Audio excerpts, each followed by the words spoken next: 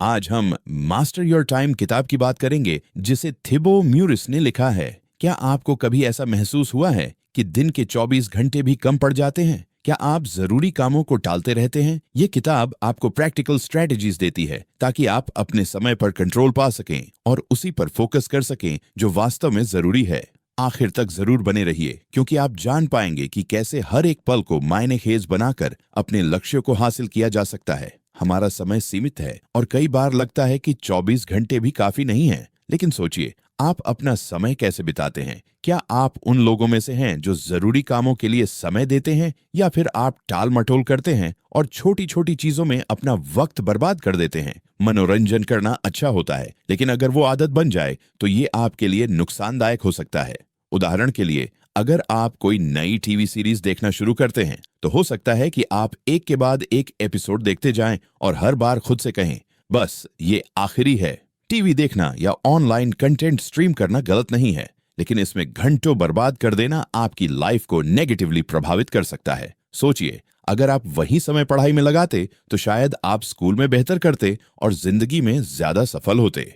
यही बात master your time आपको सिखाती है, कैसे आप अपना समय असरदार तरीके से इस्तेमाल कर सकते हैं। इस समरी में आप जानेंगे समय के प्रभावी उपयोग के तरीके, प्रोडक्टिविटी के बारे में समझ, प्रोक्रेस्टिनेशन की आदत से कैसे निपटें, जरूरी कामों के लिए समय कैसे निकालें। अगर आप अपनी जिंदगी बदलना चाहते हैं और ज्यादा प्रोडक्टिव बनना चाहते हैं तो इस मौके को हाथ से जाने मत दीजिए। सीखिए और अपने समय के मालिक बनिए। प्रोडक्टिविटी को समझना। प्रोडक्टिविटी का मतलब सिर्फ काम करना नहीं है, बल्कि दोस्तों और परिवार के साथ अच्छे संबंध बनाए रखना और साथ ही जरूरी और अर्थपूर्ण कार्यों में संलग्न रहना भी है।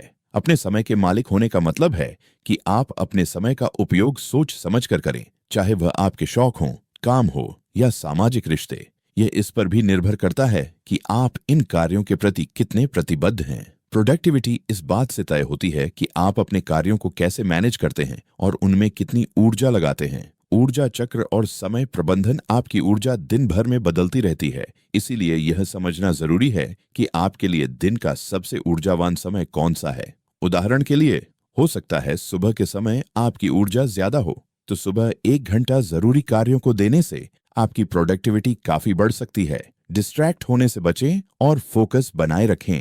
अपनी प्रायोरिटीज पहचानें ताकि आप समझ सकें कि किन कार्यों पर ध्यान देना है और किन पर नहीं। ऊर्जा चक्र के 6 चरण होते हैं।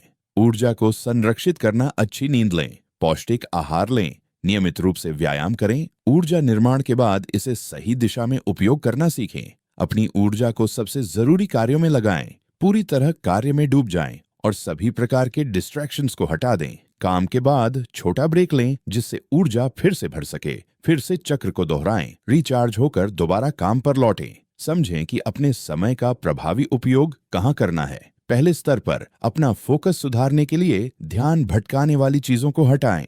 दूसरे स्तर पर अपनी ऊर्जा को बढ़ाएं ताकि आप पूरे जोश के साथ कार्यों में लग सकें। तीसरे स्तर पर स्पष्ट विजन और लक्ष्य तय करें ताकि आप यह पहचान सकें कि किन कार्यों पर आपका ध्यान केंद्रित होना चाहिए। चौथे स्तर में अपने दिन की योजना बनाएं, टू डू लिस्ट और टाइम फ्रेमवर्क बनाकर। पांचवें स्तर पर एक सक्रिय सामाजिक जीवन बनाए रखने पर जोर दें। अपने परिवार, दोस्तों और अन्य लोगों से बातचीत करते रहें। चौथा स्तर यह भी दर्शाता है कि प्रोडक्टिविटी के लिए एक सिस्टम तैयार करना जरूरी है, लेकिन वह सिस्टम जटिल होना जरूरी नहीं है। यहाँ कुछ टिप्स दिए गए हैं जो आपकी मदद करेंगे एक दीर्घकालिक प्रोडक्टिविटी सिस्टम बनाने और उपयोग करने में।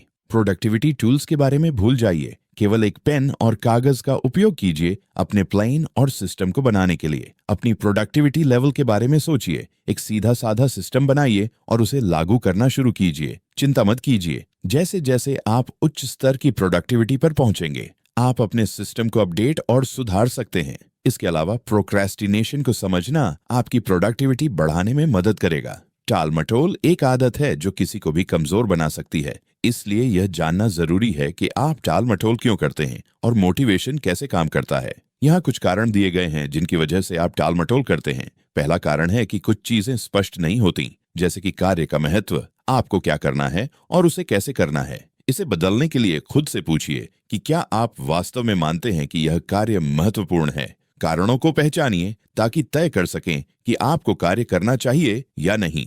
इन कारणों को समझने के बाद खुद से पूछिए कि अगर आपने ये कार्य नहीं किया तो क्या नुकसान होगा। फिर सोचिए कि जब आप इसे पूरा करेंगे तो आपको कैसा लगेगा। शुरुआत इस सोच से कीजिए कि यह कार्य आसान है। अगर आप अब भी नहीं समझ पा रहे हैं कि क्या करना है तो अपने सुपरवाइजर से जानकारी लीजिए या इंटरनेट पर बेहतर तरीकों की खोज कीजिए। दूसरा कारण यह है कि आप यह नहीं जानते कि मोटिवेशन कैसे काम करता है और आपके भीतर मानसिक बाधाएं होती हैं जो आपको रोकती हैं। मोटिवेशन का मतलब मोटिवेटेड महसूस करना नहीं है। यह तब आता है जब आप कार्य करना शुरू करते हैं। मानसिक बाधाएं भी आपके अनुशासन में हस्तक्षेप करती हैं। उदाहरण के लिए आप सोच सकते हैं कि कोई कार्य कठिन है। जब ऐसा हो तो अपने कार्यों को सूचीबद्ध कीजिए और उन्हें छोटे हिस्सों में बांट दीजिए ताकि आप उन पर काम शुरू कर सकें। तीसरा कारण टास्क को सही तरीके से न कर पाने का डर है। इस डर को महसूस करना ठीक है, लेकिन इसे आपको रोकने मत दीजिए। डर को स्वीकार करें और कार्य को पूरा करें। याद रखें, कोई भी चीज हमेशा बेहतर की जा सकती है, इसीलिए असफलता या गलती से डरने की कोई जरूरत नहीं है। चौथा कारण यह है कि मानसिक कार्यभार आपको बहुत अधिक काम से बोझिल महसूस कराता है। इससे निपटने के लिए अपने सभी कार्यों को लिख लें, उन्हें आसान से कठिन की श्रेणी में बांटें। हर कार्य के लिए समय तय करें और कोशिश करें कि जितना हो सके उतना काम पूरा करें। अब जब आपने टाल मटोल और प्रोडक्टिविटी को समझ लिया है तो आप ध्यान केंद्रित करने, समय प्रबंधन और ऊर्जा स्तर सुधारने की रणनीतियां बना सकते हैं। सुनिश्चित कीजिए कि आपका फ्रेमवर्क आपकी वास्तविकता के अनुरूप हो ताकि आप उसे प्रभावी रूप से हासिल कर सकें। समय हम हमेशा वर्तमान में जीते हैं, फिर भी हम समय के उपयोग को निर्देशित करने के लिए अतीत और भविष्य को मानसिक मॉडल के रूप में उपयोग करते हैं।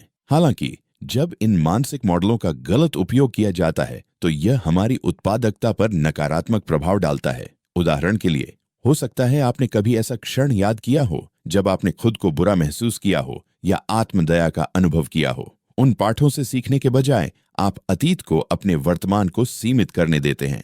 जबकि अतीत को याद करना गलत नहीं है, आपको इसका उपयोग अपने भविष्य की भविष्यवाणी करने के लिए नहीं करना चाहिए। इसके बजाय अतीत से मिले सबक का उपयोग खुद को मजबूत बनाने और अपनी वास्तविकता को बेहतर बनाने के लिए करें। आप ये कर सकते हैं, अपनी उपलब्धियों पर चिंतन करके, अपने अतीत और वर्तमान के सुर को अलग करके, खुद को और दूसरों को माफ करके और दर्दनाक घटनाओं को जाने देकर, पुरानी यादों को अपने मन से हटाकर आप भविष्य की योजना बनाना शुरू कर सकते हैं। कल्पना करें कि आप क्या बनना चाहते हैं और उसे वास्तविकता में बदलने के लिए अपने कार्यों की योजना बनाएं। अपने लिए एक स्पष्ट रास्ता बनाएं, डिस्ट्रैक्शनों की पहचान करें और उन्हें समाप्त करें। संभावित समस्याओं की पूर्वानुमान लगाएं और उनके वैकल्पिक समाधान तैयार रखें। एक बार जब आपकी योजना पूरी हो जाए तो कार्रवाई शुरू करें। आप ऐसा कर सकते हैं अपने लक्ष्यों की कल्पना करके और उनके बारे में उत्साहित महसूस करके। यह आपको आवश्यक कार्यों को पूरा करने के लिए प्रेरित करेगा। याद रखें, जब भविष्य की योजना बनाएं तो नकारात्मकता की चिंता करना बंद करें। इसके बजाय अपने भविष्य के लक्ष्यों को वैसा ही सच होते हुए कल्पना करें जैसा आप चाहते हैं। अब जब आपने अतीत का गलत उपयोग करना बंद कर दिया है, आप वर्तमान पर ध्यान केंद्रित कर सकते हैं, क्योंकि यही वह जगह है जहां जादू होता है। स्पष्ट रहें कि आप आज क्या हासिल करना चाहते हैं। दिन को बिना कुछ महत्वपूर्ण किए मत जाने दें। इस दिन को अपना माइक्रो लाइफ मानिए जो आपकी मैक्रो लाइफ बनाता है। अगर आप आज का दिन तुच्छ कार्यों में बिताते हैं तो आपका माइक्रो लाइफ निरर्थक हो जाएगा। क्या इससे आप अपने बड़े लक्ष्यों को हासिल कर पाएंगे? नहीं। तो अपनी मंशा को मजबूत बनाइए, ऐसी चुनौतीपूर्ण, मूल्यवान और यादगार गतिविधियों में संलग्न होकर जो आपके स्वास्थ्य को बेहतर बनाएं। ऐसा करने से जब आप इस समय को पीछे मुड़कर देखेंगे तो आपको गर्व महसूस होगा। लेकिन आप कैसे सुनिश्चित करेंगे कि आप अपना समय बुद्धिमानी से निवेश कर रहे हैं? अपने वर्तमान ऊर्जा को किसी उत्पादक चीज में लगाकर। उदाहरण के लिए, ऐसी स्किल्स सीखें जो भविष्य में उपयोगी हों या अपने मानसिक और शारीरिक स्वास्थ्य को बनाए रखने में मदद करें। इस तरह आप अपना समय अर्थपूर्ण गतिविधियों में बिता सकते हैं, नेटफ्लिक्स देखने या वीडियो गेम खेलने की बजाय। याद रखिए, जो ऊर्जा आप तुच्छ कार्यों में गंवा देते हैं उसे आप दोबारा नहीं पा सकते। आपको बस अपने समय का बुद्धिमानी से उपयोग करना है। उदाहरण के लिए, अगर आप नेटफ्लिक्स 4 घंटे देखते हैं तो सिर्फ 1 घंटे देखिए और बाकी 3 घंटे जरूरी कामों में लगाइए। आप अपनी गतिविधि को भी बदल सकते हैं, जैसे कुछ देखने के बजाय कोई किताब पढ़ना, ताकि यह आपके भविष्य और जीवन में अर्थपूर्ण योगदान दे। समय का बुद्धिमानी से उपयोग करने के अलावा यह याद रखें कि दीर्घकालिक सोच आपको सफलता का बेहतर अनुमान लगाने में मदद करती है। अगर आपके पास एक स्पष्ट लक्ष्य है तो आप वर्तमान पर बेहतर ध्यान केंद्रित कर पाएंगे और अच्छे निर्णय ले सकेंगे। सफलता की एक और कुंजी है निरंतरता। आप प्रतिदिन क्या करते हैं, यह बहुत मायने रखता है। उदाहरण के लिए, अगर आप एक विदेशी भाषा सीख रहे हैं और हर दिन अपने कौशल को सुधारने पर काम करते हैं, तो समय के साथ आप अपनी प्रगति से चकित रह जाएंगे और महसूस करेंगे कि आपने पहले से कहीं ज्यादा सीख लिया है। सोचना और निरंतर रहना सफलता की कुंजी है। आसान नहीं होगा, लेकिन कम से कम आप हर दिन कुछ करने की कोशिश करेंगे। याद रखें, रोज छोटे छोटे कदम उठाने से आप अपने लक्ष्यों तक पहुंच सकते हैं। अर्जेंसी एक और तरीका है जो आपको उत्पादकता की ओर धकेलता है। अगर आप इस तरीके का उपयोग नहीं करते हैं, तो आप लगातार टाल मटोल करते रहेंगे, जिससे आपकी प्रगति, लक्ष्य और भविष्य सब कुछ टलता रहेगा। इसीलिए यह बेहतर है कि आप खुद को ज्यादा समय आराम करने के लिए देना बंद करें। आप खुद को आगे बढ़ाने और अच्छे परिणाम पाने के लिए 90 दिनों की अवधि का उपयोग कर सकते हैं। 90 दिन या 3 महीने किसी भी लक्ष्य को प्राप्त करने के लिए पर्याप्त होते हैं। अपने पहले दिन को टालने की बजाय खुद को अभी शुरू करने के लिए प्रेरित करें और एक ही दिन में 4 दिन का काम पूरा करें। एक और तरीका है बार बार डेडलाइन तय करना। अपने लक्ष्यों को छोटे हिस्सों में बांटें और उन्हें रोज पूरा करें। उदाहरण के लिए, अगर आप एक किताब लिख रहे हैं, तो इसे कुछ कार्यों में विभाजित करें, जैसे कि आउटलाइन तैयार करना, पहला ड्राफ्ट लिखना और पांडुलिपि को संपादित करना। इस तरह आप अपनी प्रगति पर नजर रख सकते हैं और छोटी सफलताओं से प्रेरित रह सकते हैं, जिससे आप अपने समय का सार्थक उपयोग कर पाएंगे। आप अपने समय का सार्थक उपयोग कैसे कर सकते हैं? पहला, सीमित सोच से छुटकारा पाएं। उदाहरण के लिए, मेरे पास समय नहीं है, ऐसा सोचना बंद करें। अगर आप लगातार ऐसा कहते हैं, तो इसका मतलब हो सकता है कि आप अपनी जिंदगी की जिम्मेदारी नहीं लेना चाहते या फिर कुछ नया शुरू करने की प्रेरणा की कमी है। अगर आप इसी सोच के साथ चलते रहे, तो कुछ नहीं बदलेगा, क्योंकि आप खुद बदलाव लाने के लिए तैयार नहीं हैं। आप शायद किसी प्रेरणा के इंतजार में हैं, लेकिन जब आप कहते हैं कि मुझे समय नहीं मिल रहा, तो असल में इसका मतलब होता है कि आप आलसी हैं। ये कहने का दूसरा तरीका है कि वो कार्य आपके लिए उतना महत्वपूर्ण नहीं है।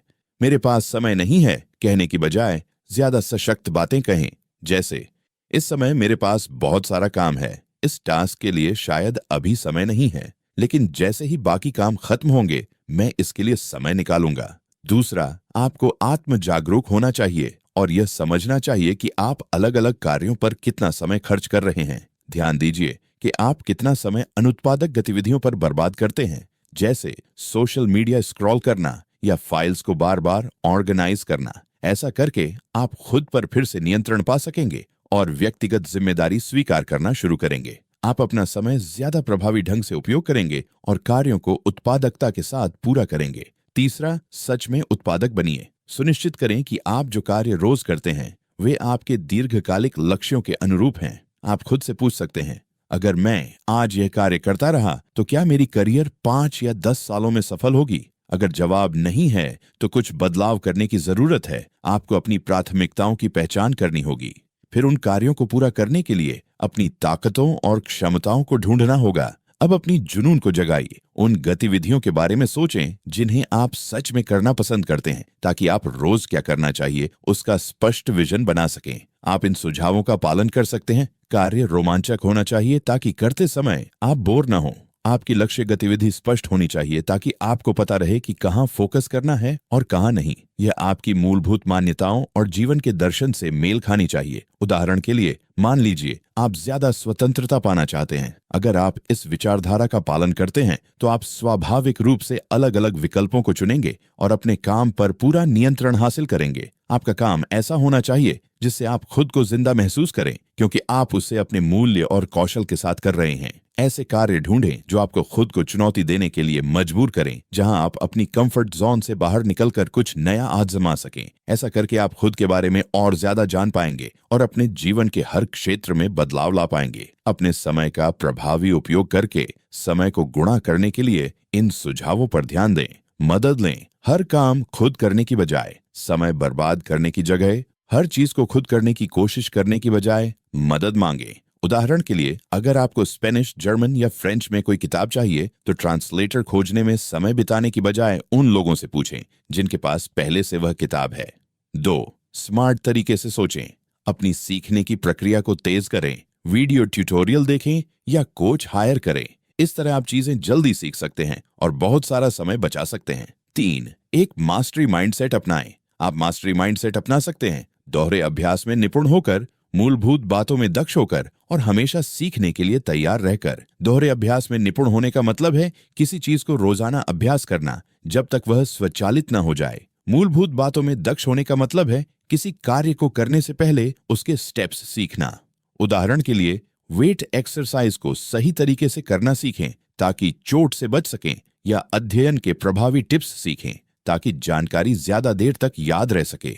याद रखें, अगर आप मूलभूत बातों को याद नहीं रखते और कुछ भूल जाते हैं तो आपके पास रेफर करने के लिए कोई गाइड नहीं रहेगा। सीखने के लिए तैयार रहना आपके परिणामों को हासिल करने में काफी फायदेमंद हो सकता है। अगर आप लगातार सीखते रहते हैं तो आप खुद को आगे बढ़ने और प्रगति करने का मौका देते हैं। 4. सबसे जरूरी चीजों पर ध्यान दें। उन कार्यों को प्राथमिकता दें जिनका आपके जीवन पर सबसे ज्यादा प्रभाव पड़ता है। यह निर्धारित करें कि कोई कार्य जरूरी है या नहीं। इसकी तात्कालिकता और महत्व को समझें। इसे पूरा करने का सबसे अच्छा तरीका खोजें। एक जैसे कार्यों को एक साथ समूहित करें और एक चेकलिस्ट का उपयोग करें ताकि आपका कार्य प्रणालीबद्ध हो जाए। 5. अपने कौशल को सुधारें ताकि आप अपने समय को गुणा कर सकें। आप अपने मौजूदा कौशल को बेहतर बनाकर या नए कौशल सीखकर अपने समय को गुणा कर सकते हैं। अपने कौशलों की पहचान करें और ऐसे कार्य चुनें जो उन्हें और निखार सकें। उदाहरण के लिए, अगर ऑफिस में गूगल स्प्रेडशीट्स पर काम करना है तो एक छोटा कोर्स लें या यूट्यूब वीडियो देखें और इसका प्रभावी इस्तेमाल करना सीखें। 6. समझदारी से बचत और निवेश करें। जब आप जान जाते हैं कि समय का प्रभावी उपयोग कैसे करना है तो इसे संरक्षित करना शुरू करें। पैसे बचाकर। पैसा भविष्य में कई अवसर ला सकता है। आप इसे किसी बिजनेस या अपने करियर में निवेश कर सकते हैं। समय के साथ पैसा आपके विकल्पों को बढ़ाता है। एक स्मार्ट उपभोक्ता बने। अपनी कमाई के अनुसार अपने खर्चों का प्रबंधन करें। उदाहरण के लिए, अगर आप $900 का फोन खरीदना चाहते हैं लेकिन आपकी कमाई $15 प्रति घंटा है तो सोचें कि उस राशि को कमाने के लिए आपको कितना समय और मेहनत करनी होगी।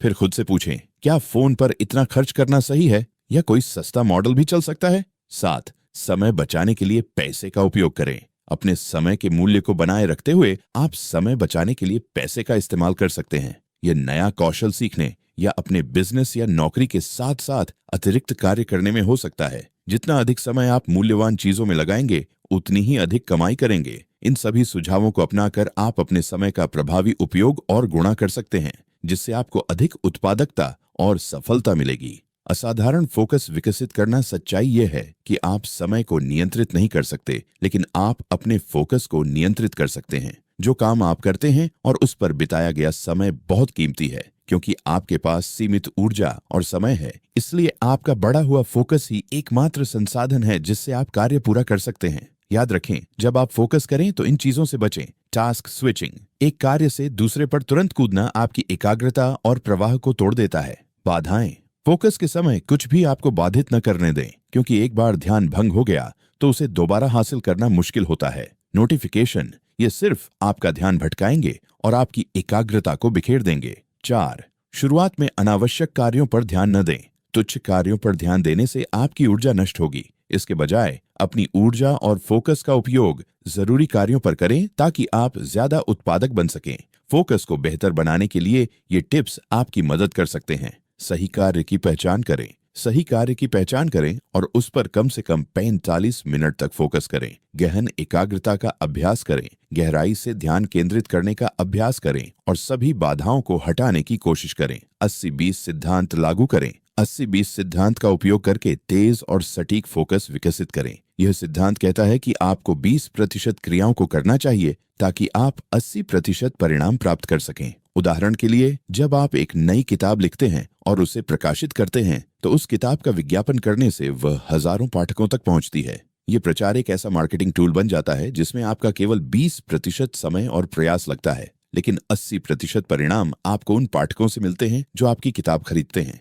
खुद से पूछें कि क्या 80/20 सिद्धांत आपके काम पर लागू होता है या नहीं। अगर नहीं, तो अगली बार ऐसे कार्यों पर फोकस करें जो ज्यादा लाभ प्रदान करते हों। 80/20 सिद्धांत के अलावा फ्लो स्टेट को समझना और उसे प्राप्त करना भी आपकी फोकस क्षमता को बढ़ा सकता है। फ्लो स्टेट वह स्थिति होती है जब आपका दिमाग किसी कार्य में पूरी तरह डूब जाता है। जब आप काम करते समय का ध्यान खो बैठते हैं तो आप फ्लो स्टेट में होते हैं। क्योंकि आप अपने काम का आनंद ले रहे होते हैं। इस स्थिति में आपका मानसिक फोकस स्वाभाविक रूप से सभी बाधाओं और नकारात्मकता को दूर कर देता है। अब जब आप फ्लो स्टेट के लाभ जान चुके हैं, आइए उन कदमों के बारे में बात करें जो आपके दिमाग को इस स्थिति में प्रवेश करने में मदद करेंगे। रोजाना की रूटीन बनाएं और उसका सख्ती से पालन करें। प्रेरणा का इंतजार न करें, बस काम शुरू करें। हर दिन एक ही समय और स्थान पर अपना रूटीन फॉलो करें। अपना रूटीन शुरू करने के लिए एक ट्रिगर का उपयोग करें, जैसे काम शुरू करने से पहले मेडिटेशन करना, जिससे आपका मन फोकस के लिए तैयार हो जाए। बाधाओं को दूर करें, नोटिफिकेशन बंद करें, हेडफोन पहनें और अपने आसपास के लोगों से कहें कि वे आपको डिस्टर्ब न करें। इससे आपका फ्लो स्टेट बना रहेगा और आप बिना किसी रुकावट के काम कर सकेंगे। काम के अलावा ऐसी गतिविधियों में भी शामिल हों जो आपकी एकाग्रता की क्षमता को बढ़ाएं। इसमें शामिल हो सकते हैं वे शौक जिन्हें आप पसंद करते हैं, किताबें पढ़ना ताकि ध्यान केंद्रित करने की क्षमता बढ़े, खुद को बोर होने की अनुमति देना या नियमित ब्रेक लेना। इन रणनीतियों को अपनाकर आप असाधारण फोकस विकसित कर सकते हैं, जो आपको आपके कार्यों में ज्यादा उत्पादक और कुशल बनाएगा। पहला, आपने यह सीखा कि उत्पादकता का मतलब है अपनी ऊर्जा को सही समय पर सही कार्यों की ओर मोड़ना। ये महत्वपूर्ण कार्यों की पहचान करके ऊर्जा के स्तर को बढ़ाकर और बाधाओं को हटाकर किया जा सकता है, जिससे आपका फोकस बेहतर हो सके। दूसरा, आपने समझा कि समय बेहद कीमती है। आपको अपना समय और ऊर्जा अतीत या भविष्य पर बर्बाद नहीं करनी चाहिए, बल्कि वर्तमान पर ध्यान केंद्रित करना चाहिए, अतीत से सीखे गए सबकों और भविष्य की बनाई गई योजनाओं को लागू करते हुए। तीसरा, आपने जाना कि समय का प्रभावी उपयोग कैसे किया जाए। इसमें अपनी जिंदगी की पूरी जिम्मेदारी लेना, महत्वपूर्ण कार्यों पर समय बिताना और सीमित सोच से बचते हुए खुद पर नियंत्रण हासिल करना शामिल है। चौथा, आपने सीखा कि कैसे अपने समय को अधिकतम किया जाए। ऐसे कार्यों में मदद लें जिन्हें आप अकेले करने की कोशिश कर रहे हैं, ताकि समय बचाया जा सके। मूलभूत बातों में निपुण बने ताकि आपके पास स्पष्टता हो। इसके अतिरिक्त अपना समय ऐसी गतिविधियों में निवेश करें जो आपके कौशल को बेहतर बना सकें। पांचवां, आपने समझा कि फोकस समय का प्रभावी उपयोग करने के लिए बेहद आवश्यक है। आप 80-20 सिद्धांत को लागू कर सकते हैं और फ्लो स्टेट में प्रवेश कर सकते हैं, ताकि आप अपने समय का सर्वश्रेष्ठ उपयोग कर सकें। सार रूप में अपने समय को समझना अत्यंत महत्वपूर्ण है। यह आपको अपनी जिंदगी पर नियंत्रण लेने का अवसर देता है। याद रखें, आप समय को वापस नहीं पा सकते, इसीलिए हर क्षण का बुद्धिमानी से उपयोग करें और हर दिन उत्पादक बनने की कोशिश करें। हमारी master your time book summary सुनने के लिए धन्यवाद, जो टिबो मॉरिस द्वारा लिखी गई है। हमें उम्मीद है कि ये जानकारियां आपको अपने समय पर नियंत्रण लेने और अपनी उत्पादकता बढ़ाने के लिए प्रेरित करेंगी। याद रखें, हर पल कीमती है और अपने समय में महारत हासिल करना अपने सपनों को पूरा करने की कुंजी है। अगर आपको यह समरी उपयोगी लगी हो तो कृपया लाइक करें, शेयर करें और हमारे चैनल को सब्सक्राइब करें और ऐसे ही सशक्त बनाने वाले कंटेंट के लिए जुड़े रहें। कमेंट्स में हमें जरूर बताएं कि आप इन स्ट्रेटजीज को अपनी दिनचर्या में कैसे अपनाने की योजना बना रहे हैं।